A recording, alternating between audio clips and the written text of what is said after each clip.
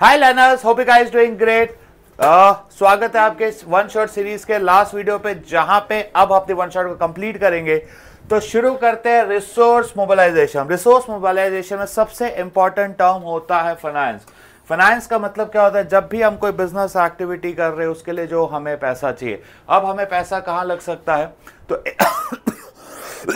Exam में इसके related next topic आता है जो एग्जाम में इंपॉर्टेंट है, that is need of finance. और जब भी अब हम नीड ऑफ फाइनेंस की बात कर रहे हैं तो इसमें एक इंपॉर्टेंट टर्म है कि finance is considered as the elixir. Elixir का मतलब क्या होता है कि कोई भी बिजनेस को करने के लिए फाइनेंस की इंपॉर्टेंस क्या है। तो यहाँ पे आपको लिखना है कि कोई भी बिजनेस को स्टार्ट करना है तो पैसा लगेगा, फिक्स एसेट में पैसा लगेगा, आपको नया प्रोडक्ट डेवलप करना है तो पैसा लगेगा, मशीन वर्क करानी पैसा लगेगा, आपको एक्सपांड करना है, डाइवर्सिफाई करना है तो पैसा लगेगा, अनप्लान्ड एक्सपेंसेस मीट करने तो पैसा लगेगा। कोई भी 5-6 पॉइंट बिजनेस एस्टैब्लिश करने के लिए, फिक्स एसेट एक्वायर करने के लिए, मार्केट में इन्वेस्टिगेट करने के लिए, प्रोडक्ट को डेवलप करने के लिए, मैन और मशीन, जो भी हमारे मैन एंड मशीन है वो अच्छे से काम करे, इंकरेज करना मैनेजमेंट को, हर चीजें, ये सारी एक्टिविटीज में बिजनेस का एस्टैब्लिश, फिक्स एसेट, इन्वेस्टिगेशन, हर जगह बहुत इंपॉर्टेंट क्वेश्चन है। It was once asked in a 5 marker question guys. एक 5 मार्कर क्वेश्चन मैंने किसी बुक में देखा है। तो प्रमोट, एक्वायर, मेक, ये तो आपको उसको सारे 5 से 6 पॉइंट याद करने। प्रमोट करना, फिक्स एसेट खरीदना, मार्केट को इन्वेस्टिगेट करना, प्रोडक्ट को डेवलप करना, man and machine at work. ठीक है, तो चलो इसके बाद हम नेक्स्ट टॉपिक करेंगे कि हमारे सोर्सेज कितने तरीके के होते हैं। तो guys there are 2 sources of finance. एक होता है इंटरनल सोर्स, जो फर्म ने खुद अंदर से जनरेट किया है, जिसमें आता है equity, preference, retain, GDR, ADR, IDR. ये जीडीआर, एडीआर, आईडीआर आपके सिलेबस में भी डिटेल में नहीं है तो हम नहीं जाएंगे। बस इंटरनल जनरल मतलब ओनर्स का जो पैसा होता है। एक्सटर्नली मतलब जो हम बाहर से लेकर आते हैं, debentures, financial institution, loan from public, loan from commercial bank, public deposit, जो पैसा मैं बाहर से लेकर आता हूं उसे हम बोलते हैं एक्सटर्नल। और जो पैसा with in the business, business के अंदर ही अंदर मैंने जो जनरेट किया उसको बोलेंगे इंटरनल। और जो पैसा मैं अपने बिजनेस के बाहर से ला रहा हूं उसको हम बोलेंगे एक्सटर्नल। अब गाइस एक बात समझते हैं, कैपिटल मार्केट, इस पे एक बहुत इंपॉर्टेंट सा 3 मार्कर क्वेश्चन बहुत सारे सैंपल पेपर्स और बुक्स में मैंने देखा, that is what do mean by financial intermediation. अब कैपिटल मार्केट का पहला काम क्या था? Smooth transfer. देखो यार, बहुत सारे ऐसे हाउस होल्ड लोग हैं और बहुत सारी फर्म है जिसको पैसे की जरूरत है, तो फर्म अपने शेयर्स निकालती है और ये हाउस होल्ड वाले शेयर्स खरीदते हैं। तो ये जो मूवमेंट होता है ना कि भाई आप मुझे पैसे दे दो और बदले में मैं आपको फाइनेंशियल एसेट्स दे रहा हूं, तो ये हमारे कैपिटल मार्केट के थ्रू होता है। तो जहां पे देखो, इसलिए इसको हम क्या बोलते हैं? फाइनेंशियल इंटरमीडिएरी नहीं, फाइनेंशियल इंटरमीडिएशन। एमसीक्यू का है फाइनेंशियल इंटरमीडिएट या फाइनेंशियल इंटरमीडिएशन, ये प्रोसेस को हम बोलते हैं फाइनेंशियल इंटरमीडिएशन।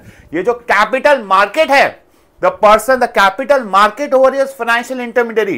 बट एग्जाम में आपको पूछते हैं प्रोसेस, प्रोसेस क्या आएगा? Financial intermediation. क्या होता है? जिनके पास बहुत सारा सरप्लस पैसा है, इनसे पैसा किसके पास चला जाएगा? जिनके पास डेफिसिट है या जिनको पैसों की जरूरत है। ठीक है, productive is made available for industrial purpose. In other words, capital whole network of organization institution, बहुत सारे organization institution है जो हमें पैसा प्रोवाइड करता है for medium term as well as long term. Medium term के लिए और लॉन्ग टर्म के लिए हमारे बिजनेस को ये लोग पैसा प्रोवाइड करते हैं। By the way, thank you guys हमारे चैनल को इतना सपोर्ट करने के लिए।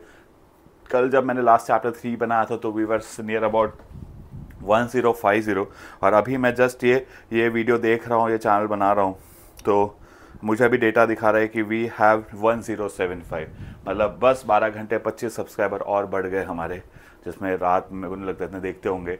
बट टारगेट बहुत सिंपल है। आज जिस दिन ये वीडियो आएगा उस दिन शाम को 8 बजे मैं लाइव आने वाला हूँ। प्लीज़ गाइज, जितने फ्रेंड्स, जितने आपके दोस्त हैं, सबको ले आना। ट्रस्ट मी गाइज, ये वीडियो के बाद ईपी में 50+ तो आने ही है, और किसने पहले से बहुत अच्छा प्रिपेयर कर 60 में सारी चीज़ें रिवाइज कराने वाला हूँ, सब चीज़ें। मैं 8 बजे शुरू कर रहा हूँ, 1 बजे 2 मुझे नहीं पता, मुझे कुछ नहीं पता। हाँ, लाइट चली गई तो बात अलग है, पर जब तक एक एक बच्चे का डाउट क्लियर नहीं होगा मैं आज सेशन बंद नहीं करूँ। चलो आगे बढ़ते हैं। नेक्स्ट है इंपॉर्टेंट क्वेश्चंस, ये ठीक है। हाँ, अब नेक्स्ट है टाइप ऑफ कैपिटल मार्केट। तो 2 तरीके के होते हैं, एक होता है प्राइमरी और एक होता है सेकेंडरी। जब कभी भी कोई कंपनी अपने फर्स्ट टाइम सिक्योरिटीज को मार्केट में इशू करती है कि भाई मैं एक अपनी कंपनी ला रहा हूँ, मैं आईपीओ ला रहा हूँ और मैं फर्स्ट टाइम में शेयर्स इशू कर रहा हूँ अपने बिजनेस को स्टार्ट करने के लिए, एक्सपांड करने के लिए, डाइवर्सिफाई करने के लिए, फर्स्ट टाइम ये जो हमने अपने कंपनी के शेयर्स इशू किए उसे हम क्या बोलते हैं? प्राइमरी। क्या बोलते हैं? उसे हम बोलते हैं प्राइमरी। अब एज अ इन्वेस्टर मैंने अपने कंपनी के शेयर्स इशू कर दिए, अब ये स्टॉक मार्केट में लिस्ट हो गए। अब ये जो स्टॉक मार्केट में लिस्ट हो गए तो यहां पे कीवर्ड होता है existing securities. Buying and selling क्या चीज की हो रही है? ऑफ द एग्जिस्टिंग सिक्योरिटीज, कोई नया सिक्योरिटीज नहीं है। तो फर्स्ट टाइम जो आईपीओ आता है, आईपीओ क्या हो जाएगा? आईपीओ हो जाएगा मेरे लिए प्राइमरी। अब एग्जिस्टिंग सिक्योरिटीज की अगर हम बाइंग एंड सेलिंग करें, जैसे वो बीएससी एनएससी में लिस्ट हो गया, जब उसकी हम बाइंग एंड सेलिंग करेंगे तो उसको बोलेंगे सेकेंडरी मार्केट। क्लियर है? चलो, अब बहुत इंपॉर्टेंट है ये सारे public issue, right issue, private and offer to employees. सबसे पहला है पब्लिक इशू। पब्लिक इशू का मतलब है सब डायरेक्टली हम आम जनता से, लोगों से पैसा रेस कर लेते हैं। एग्जाम में क्वेश्चन आता है, this is the most popular method of primary market. This matter compliance की हमें सारे स्टैट्यूटरी रूल्स, रेगुलेशन, जो भी सारे कानून हैं उसको फॉलो करना पड़ता है। अब एग्जाम में बताए, मैं देखा उसके एडवांटेजेस आगे दिए क्या? नहीं, इसके एडवांटेजेस नहीं दिए नोट्स में। चलो मैं इसके एडवांटेजेस लिखवा रहा हूं, बहुत इंपॉर्टेंट है ये भी। एक 5 मार्क क्वेश्चन है, एडवांटेज ऑफ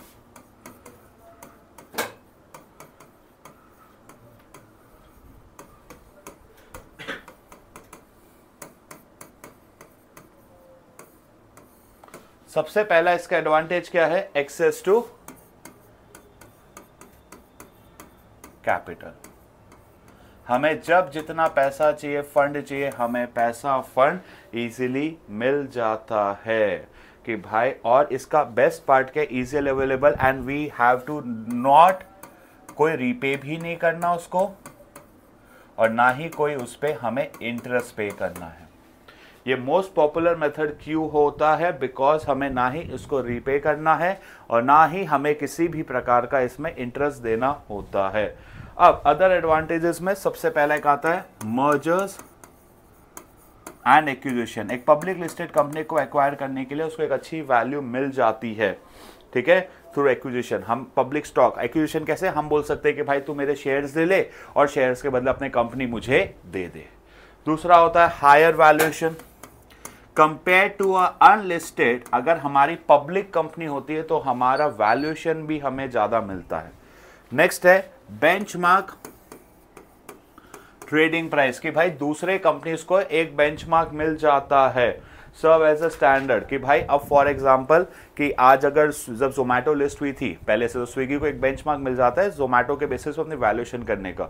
नेक्स्ट है कैपिटल, कि आपके लिए आगे जाके आपको और फर्दर कैपिटल लाना हो या अपने बिजनेस को एक्सपांड करना हो तो बहुत ज़्यादा इजी हो जाता है। लास्ट मैं बता रहा हूँ stock incentives. What is stock incentives? कि भाई अब मेरे एम्प्लॉयज़ को मैं अपने कंपनी के सॉप या शेयर्स देता हूँ तो अट्रैक्टिव लगता है कि उनको पता है कि अगर आपका शेयर अभी मार्केट में लिस्ट हो गया है तो तो उनको ही पता है कि यार शेयर्स की कीमत है, जैसे जैसे प्रॉफिट बढ़ेगा शेयर प्राइस बढ़ेगा, तो वो तो शेयर तो 10,000 मेरी सैलरी के हिसाब से 10,000 के दे दिए, बट अगर कंपनी बहुत अच्छा हो गई तो 10,000 के शायद तक शेयर प्राइस 1 लाख भी हो सकते हैं। ये हो गया हमारा, ठीक है। चलो अब इसके नेक्स्ट है आप लोगों को इनिशियल इशू मेथड आपको, हाँ फिर सॉरी वो बाकी के मेथड्स भी करा देता हूँ। अब नेक्स्ट है आपके राइट इशू। राइट इशू का मतलब क्या होता है? जब हम एग्जिस्टिंग शेयर होल्डर्स को प्रो रेटा बेसिस पे दे देते हैं कि उनको बोलते हैं कि भैया आप ही मेरे कंपनी के शेयर्स खरीद लो। अब मैं चाहूँ तो जो मेरा राइट है मैं किसी और को भी बोल सकता हूँ कि मैं मेरे सामने प्रत्युष का एक स्टूडेंट बैठा है, मेरी कंपनी में प्रत्युष को राइट इशू दिया। अब प्रत्युष का मन नहीं, प्रत्युष चाहता है कि मैं साहिल सर को राइट दे दूँ, लक्ष्य सर को राइट दे दूँ, तो आप ये राइट को रीसेल भी कर सकते हो, ठीक है। ये राइट को आप किसी और के फेवर में भी बेच सकते हो। अब नेक्स्ट है private placement. This is a direct, जहां पे हम लिमिटेड इन्वेस्टर्स, इंस्टीट्यूशनल्स को हम शेयर्स देते हैं। कुछ नाम याद कर लो, जिसमें एक है UTI, unit trust of India, और क्या प्रत्युष नाम? एक है यूटीआई और दूसरा क्या है एलआईसी और क्या है, 3 याद करो, जनरल इंश्योरेंस। ये 3 लिख लेना बस। देखो 2-3 मार्क का है तो 3 नाम लिखते हैं ना, उससे भारी भारी लग जाता है। प्राइवेट प्लेसमेंट में बड़े बड़े प्लेयर्स कौन से हैं, हाई नेटवर्थ इंडिविजुअल को सीधा हम शेयर्स देते हैं, उसमें सबसे पहला आ जाता है हमारा एलआईसी, फिर आ जाता है यूटीआई और लास्ट है हमारा जनरल इंश्योरेंस। क्लियर है यहाँ तक? यहाँ तक किसी को कोई डाउट है? ठीक है। Private placement, this is effective the company do not wish to disclose information. अब इसमें इंपॉर्टेंट है कि हमें मार्केट में लोगों को बताना नहीं है कि भाई मैं क्या कर रहा हूं, तो ये प्राइवेट प्लेसमेंट होता है, ये अंदर ही अंदर हो जाता है। तो मार्केट में ये चीजें डिस्क्लोज करने की ज्यादा हमें जरूरत नहीं होती है। नेक्स्ट है ऑफर टू एम्प्लॉयज। जब मैं अपने एग्जिस्टिंग एम्प्लॉयज को शेयर्स देता हूं, जब आप अपने कंपनी के शेयर्स एग्जिस्टिंग एम्प्लॉयज को देते हैं, एफिशिएंसी बढ़ती है, एम्प्लॉयज टर्नओवर घटता है, एक अच्छा रिलेशन बनता है एम्प्लॉय के साथ। देखो, और इसमें रेस करने में there is a low flotation cost. ये याद रखना है, एग्जाम में एमसीक्यू क्या है, इनमें से कौन सा ऑफर टू एम्प्लॉयज में नहीं है, और इससे हमें फंड्स भी ज्यादा मिल जाते हैं। ऑफर टू एम्प्लॉयज में हम क्या कर रहे हैं, कंपनी के शेयर्स अपने एम्प्लॉयज को देते हैं, तो एम्प्लॉयज को देते हैं तो एम्प्लॉयज को खुशी होती है, एफिशिएंसी बढ़ती है, टर्नओवर कम होता है, एक अच्छा रिलेशन भी बनता है। नेक्स्ट है हमारा इनिशियल इशू का प्रोसेस, जो हमारे सिलेबस में नहीं है। अब बहुत इंपॉर्टेंट आ जाते हैं 2 टॉपिक, परी हूं, परा है ये, परी या परा जिसको हम बोलते हैं angel investors. Angel investors, business angel is an affluent individuals. Guys, पहली बात कि सर एंजल और वीसी में डिफरेंस क्या होता है? They all invest in startups, but major difference क्या होता है? Angel investors are the persons और वीसीज जो होती है वो हमारी एक फर्म होती है, प्रोफेशनल एक्सपर्ट की टीम होती है। इसलिए जब आपकी एंजल इन्वेस्टर की डेफिनेशन यहाँ पे लिखा भी एफ्लुएंट इंडिविजुअल्स, जो बिजनेस के लिए पैसा प्रोवाइड करे लेकिन बदले में उनको शेयर्स या डेट मिलता है। ठीक है, मोस्टली एकदम अर्ली स्टेजेस में ये हमारे बिजनेस में पैसा लगाते हैं। बहुत इंपॉर्टेंट है इसके फीचर्स। अब सबसे पहले ये क्या होता है, एकदम कीवर्ड लिखना, ये 5 मार्क का क्वेश्चन बन सकता है। Most angel investors are current और रिटायर्ड एग्जीक्यूटिव, जिनके पास बहुत एक्सपीरियंस है, नॉलेज है, स्किल्स, इतना याद रख लो। करंट और रिटायर्ड एग्जीक्यूटिव्स ऑफ कंपनीज, जिनके पास बहुत नॉलेज, स्किल्स, एक्सपर्टीज है। In angel investors we are extremely high risk, कि भाई मैं अपने, ये लोग बिजनेस में बहुत ज़्यादा हैवी रिस्क लेने को तैयार होते हैं। इनको पता है बहुत कुछ होगा, एक्सपेक्ट, ठीक है, टू डाइल्यूशन, और उनको पता है कि पैसा मैंने अभी लगाया है, तो जो राउंड्स होते हैं, जैसे सीड फंडिंग होता है, स्टार्टअप होते हैं, सेकंड होता है, तो 2-3 राउंड के बाद ही मेरा पैसा फ्री होगा। तो उन्हें बहुत हाई रिस्क लिया है। जब आप बहुत ज़्यादा हाई रिस्क लेते हो तो you even expect a high return, तो ये पॉइंट भी है। अपार्ट फ्रॉम इन्वेस्टिंग, ये आपको सिर्फ पैसों के साथ साथ एडवाइस भी प्रोवाइड करेंगे, बिकॉज मैंने बताया था they are very high current executives of the companies, उनका नॉलेज है, स्किल्स है। इन्हें बहुत, एंजल इन्वेस्टर्स कई बार बहुत सारी कंपनीज में पैसा भी लगाते हैं, तो वो आपको बताते हैं किस कंपनी में पैसा लगाना चाहिए, कैसे, मतलब कैसे काम करना चाहिए। They provide the technical managerial skills. अब by providing and helping investors, कि भाई ये मेक श्योर करते हैं कि कंपनी एक अच्छी वैल्यू बने, कि हमेशा कंपनी आगे बढ़े। दे ऑलवेज बिलीव कि खुद का नहीं, हमारी कंपनी बहुत अच्छी बननी चाहिए जिस कंपनी में उन्होंने इन्वेस्ट किया। तो जब अगर कंपनी की एक वैल्यूएशन स्ट्रांग आती है तो इससे उनको भी एक अच्छा रिटर्न मिलता है। और लास्ट एक कीन डिजायर को एक्विंटेंट, मतलब मेक श्योर कि मार्केट में जो भी लेटेस्ट नॉलेज है वो उससे कंटिन्यू रखे। मोस्टली फीचर्स में एक और होता है, मतलब friends and families, but they are not fools, मतलब ऐसे बोलते हैं कि हम स्टार्टिंग से फ्रेंड्स फैमिली से पैसा लेते हैं क्योंकि हम उनको समझा सकते हैं, बट यह बहुत एक्सपर्ट्स और हमारे बिजनेस में पैसा लगाते हैं। फिर से बता देता हूँ, current executives, high risk high return, advice provide करते हैं, वैल्यू क्रिएशन बिलीव करते हैं, they keep themselves updated with current development. देखो 5 पॉइंट है और 5 मार्क का क्वेश्चन है, वेरी इंपॉर्टेंट, इस बार आ सकता है बोर्ड्स में। अब नेक्स्ट है हमारा सेम गोज वीसी, ये टाइप ऑफ प्राइवेट है, seed funding too early stage, ये भी पैसा देते हैं, ये भी हाई रिस्क लेते हैं, ये भी वीसी इसी तरह का है, इस टाइप। मैं आपको सीधा वीसी के फीचर्स बता दूं क्या? हाँ, features of VC, venture capitalist are long term investment discipline more over period of 5 years की अर्ली स्टेज कंपनी हो, एक्सपांशन करना हो, या आपको एकदम स्टार्टिंग में हो, या बिजनेस को आपको एक्सपांड करना हो, या आपको financing of leverage bye out कि भाई आपको किसी कंपनी को दूसरे कंपनी से खरीदना है या खरीदने के लिए आपको पैसा चाहिए, उसके लिए भी आपको वीसी फंड करता है। The various feature it basically क्या है, इट क्या क्या है फीचर्स देख लो। It is a long term, अभी भी डेफिनेशन बताया, ये सिर्फ कैपिटल नहीं देंगे, साथ साथ में स्किल्स भी देंगे। तो हाई रिस्क है, हाई रिटर्न, एक वर्ड याद रखिएगा स्पेक्ट्रम। 3 पॉइंट बहुत सिंपल है, लॉन्ग टर्म, दूसरा बिजनेस में क्या देंगे, स्किल्स, तीसरा क्या देंगे, हाई रिस्क हाई रिटर्न, और सबसे important it is a subset, एक याद रखना, subset of private equity, not a public equity और अ गवर्नमेंट इक्विटी। कि प्राइवेट इक्विटी का यानी प्राइवेट प्लेसमेंट, सीधा कंपनी में हिस्सा ही खरीद दो, 2%, 5%, 7%, 10%, that is there private equity. Institution continuous involvement, कि वो आपकी बिजनेस में कंटिन्यूसली इन्वॉल्व होंगे, ऐसा नहीं सिर्फ पैसा लगा दिया, वो हर साल क्या करते रहेंगे, बिजनेस में कंटिन्यूस इन्वॉल्व। 5 पॉइंट याद कर ले, शॉर्ट टर्म है, long term, it's a long term.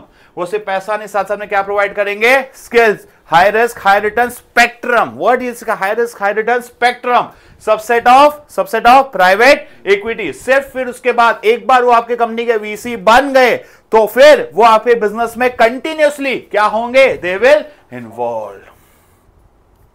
अब फंडिंग, अब गाइस इसमें हाँ ये हो गया वीसी में और कुछ है, फीचर्स हमने पढ़ लिए, फीचर्स सारे हो गए। फंडिंग बहुत इंपॉर्टेंट है, फंडिंग में वीसी वर्सेस लोन। अब ऑब्टेनिंग वेंचर कैपिटल सबसे डिफरेंट, कि देखो जब हम किसी से पैसा लोन पे लेते हैं तो एक कॉन्ट्रैक्चुअल ऑब्लिगेशन आ जाता है कि भाई साहब मुझे वो पैसा चुकाना है विद इंटरेस्ट। लेकिन वीसी ने तो आपके कंपनी के शेयर्स खरीदे, तो हमारे ऊपर ऐसा कोई ऑब्लिगेशन नहीं आएगा कि आपको हर साल उसमें कोई इंटरेस्ट या रिटर्न देने की इतनी जरूरत हो।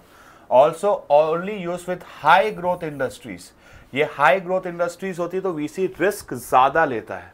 लोन हाई रिस्क मतलब स्टार्टिंग कंपनी को लोन मिलना डिफिकल्ट होता है, क्योंकि लोन के लिए हमें देना पड़ता है कोलैटरल, पर वीसी पैसा दे देते हैं बिना किसी कोलैटरल के लिए। ठीक है। और वीसी हमें जब पैसा देते हैं, शेयर्स लेते हैं, तो वीसी हो जाता है एक तरीके का ओनर्स फंड। लेकिन जब मैंने किसी से पैसा लिया एज अ लोन तो वो हो जाएगा एज अ बोरोड फंड।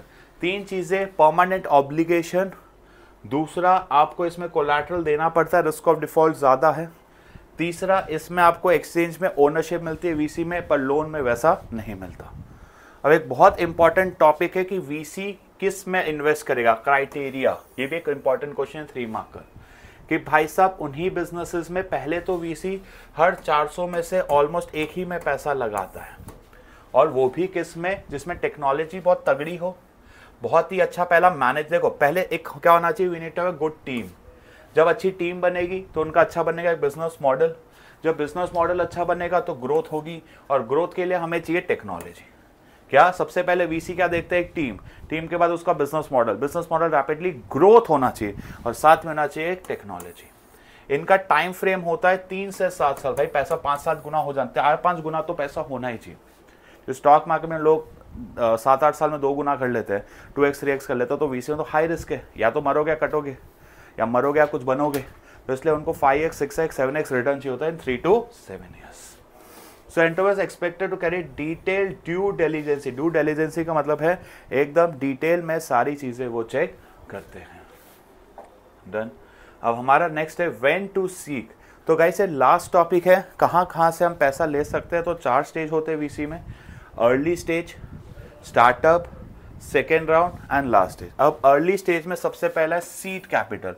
ये इसमें सबसे इंपॉर्टेंट है प्री कमर्शियलाइजेशन। अभी तक सिर्फ हमने बिजनेस स्टार्ट नहीं किया है। क्या हो, ठीक है बंद कर दे, चलता रहेगा, ठीक है। नहीं, pre commercialisation stage has to convince. हमें वेंचर, हमारे पास सिर्फ आइडिया है, यहाँ पे वीसी बंदे पे नहीं, उसके बंदे के साथ साथ सिर्फ टेक्निकल और इकोनॉमिकल, किस में देखते हैं, यहाँ पे देखते हैं टेक्निकल और इकोनॉमिकल फिजिबिलिटी, कि भाई ये प्रोडक्ट मुमकिन है क्या ये प्रोडक्ट ऐसा लगता है कि इससे कुछ लाइफ चेंज हो सकती है, क्या ऐसा लगता है प्रोडक्ट कोई बड़ा प्रोडक्ट बन सकता है। तो वो काम हो जाता है हमारे वीसी में, इसमें सीड कंपनी। इसमें कीवर्ड है प्री कमर्शलाइजेशन, सिर्फ आइडिया होता है। तो यहाँ पे वीसी क्या चेक करता है, the economical and the technical feasibility. अब इसके बाद होता है स्टार्टअप फाइनेंस। एक बार आइडिया क्वालिफाई हो गया इन्वेस्टिगेशन का तो सेकेंड स्टेज होता है। अब हमने पढ़ा था सेकेंड चैप्टर में, आइडिया को जब हम कन्वर्ट कर लेते हैं तो we start making a business plan, कि हम अपना प्लान बनाते हैं जहाँ पे ऑपरेशनल, प्रोडक्शन, फिर हमारा फाइनेंस, मार्केटिंग, सारी चीज़ें डिस्कस करते हैं। हमारी एक मैनेजमेंट टीम बन जाती है। अगर वीसी इस स्टेज पे पैसा लगाता है तो उसके कुछ रिप्रेजेंटेटिव अपने मैनेजमेंट टीम में भी बिठा देगा ताकि बिजनेस और अच्छे से स्टार्ट हो। यहाँ पे वो अगर पैसा लगा रहा है तो लगा रहा है on the basis of your business plan. Keyword कि बिजनेस प्लान स्टेज पे कब लगता है, स्टार्टअप फाइनेंस। मैनेजमेंट टीम क्या बन जाती है, यहाँ पे team establish feature production line, फिर वो प्रोडक्शन लाइन सारी चीज़ें चेक करना शुरू कर देते हैं।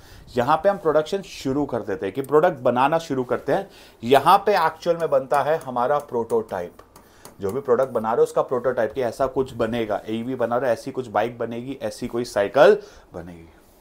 फिर नेक्स्ट है सेकेंड। अब यहाँ पे हमारा आइडिया जो है वो ट्रांसफर हो चुका है प्रोडक्ट में। अब मुझे पैसा क्यों चाहिए, for expansion, modernisation and diversification, ताकि मैं चीज़ों को बल्क में प्रोड्यूस कर सकूं और मेरा कॉस्ट ऑफ प्रोडक्शन क्या हो जाए, रिड्यूस्ड। तो यहाँ पे मेरा आइडिया किस में कन्वर्ट हो जा रहा है, my idea is getting converted into a product. And this is the last stage जहाँ पे कंपनी ऑलरेडी बन चुकी है, ऑलमोस्ट एक प्री आईपीओ जैसा होता है। यहाँ पे रिस्क भी कम है तो रिटर्न भी कम आता है। This Vij all. इंपॉर्टेंट है पहले 3 स्टेज, वो पढ़ लेना। Thank you guys, I completed the 1 short series of EP. I hope आपको अच्छा लगा हो, तो कमेंट करके ज़रूर बताना। आज के लिए इतना ही, tata bye bye, see you, bye guys.